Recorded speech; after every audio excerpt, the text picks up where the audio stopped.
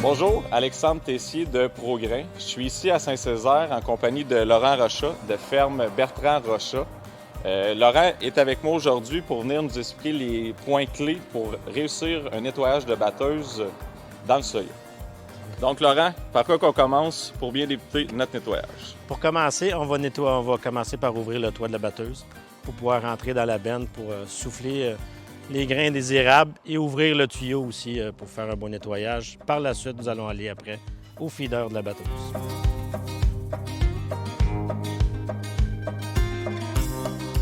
Deuxième étape, on va souffler le feeder de la batteuse. On va enlever les grains indésirables, puis on va ouvrir une trappe qui est en arrière du feeder pour justement que les graines puissent tomber par terre. Puis après, on souffle en dessous des chaînes.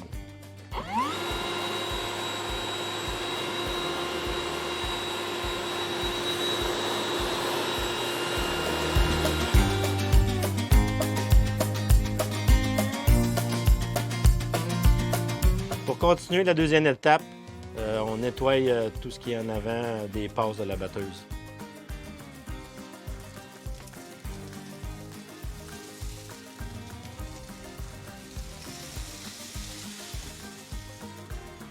Avant de continuer la troisième étape, on va recommander aux gens, pour toutes les prochaines étapes, de bien porter les équipements de protection individuels. Les deux plus importants, je dirais, sont les lunettes et aussi un masque respiratoire pour être certain de ne pas qu'il y ait de la poussière dans nos poumons. Donc, on est rendu à la troisième étape. Laurent, parle-nous le processus de celle-ci. Oui, celle-ci va constituer à ouvrir le panneau. Pour en arrière du panneau, ouvrir une petite trappe qui donne dans la benne de la batteuse pour enlever les mauvaises graines. Fait qu'on ouvre la petite trappe.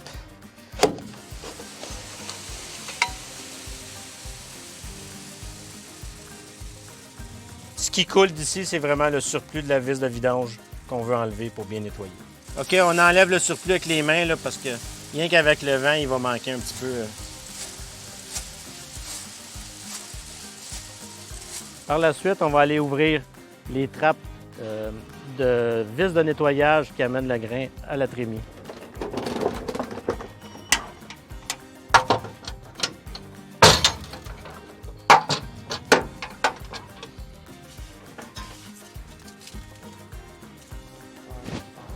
Donc, la prochaine étape va être le nettoyage de la benne.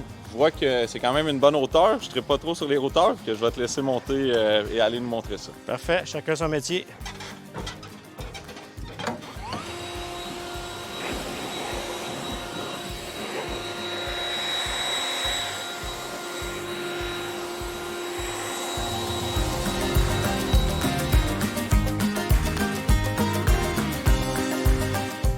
Parfait. Là, on va ouvrir les trappes d'élévateur de retour et l'élévateur de grains propres.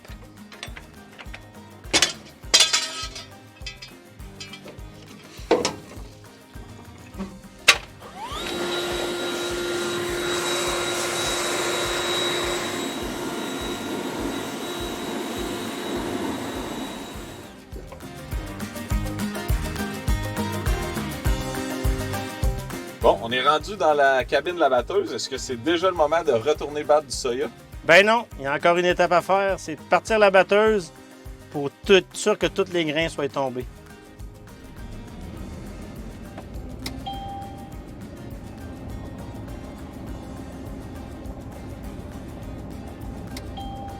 Le premier panneau que j'ai ouvert, c'est surtout vider la trappe à roche et ensuite aller un petit peu plus loin vider en avant des passes.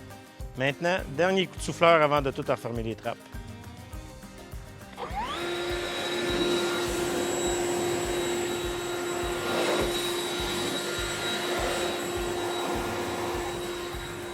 On a fini les principales étapes de nettoyage de la batteuse. On va être maintenant prêt à aller au champ. Il va rester deux principales étapes à faire rendu au champ. Est-ce que tu veux nous expliquer ces deux étapes? Oui. La première va être de passer un coup de souffleur dans la table à soya pour enlever les principaux grains désirables. Et par la suite, ça va être de vidanger la vis de la batteuse. Puis normalement, qu'est-ce qu'on suggère? C'est de faire à peu près 100 pieds dans le champ, d'être capable de battre un petit peu de soya pour avoir assez de quantité pour bien vider exact. La vis de déchargement. Exact. C'est ce qu'on fait à la ferme. On va faire 100 pieds, on va vidanger, on va refaire un autre 100 pieds et on va revidanger Et après, nous allons avoir une batteuse propre pour faire du grain épilé. Merci Laurent pour ces belles explications-là. Je pense que finalement, c'était pas si pire que ça, un nettoyage. On peut s'en sauver en peut-être en 1 heure, 2 heures, qu'on est capable de faire un très beau nettoyage pour être capable de passer entre un champ de soya OGM vers un champ de soya IP. Avec la vidéo aujourd'hui, on voulait vous expliquer que ça pouvait être simple. Laurent l'a super bien expliqué. Et je vais vous souhaiter à tous bonne récolte.